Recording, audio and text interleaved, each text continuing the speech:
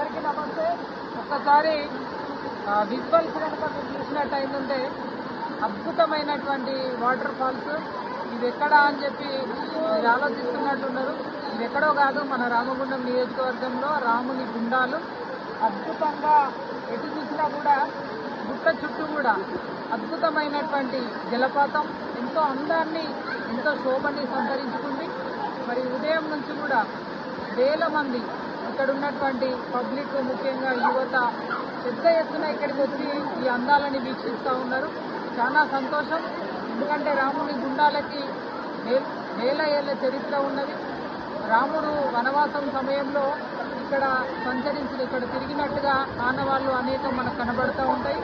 చాలాసార్లు మనము ఈ ప్రాంతాన్ని పర్యాటక కేంద్రంగా చేయాలని చెప్పి మనము ప్రభుత్వాలకి విన్నవించినాము.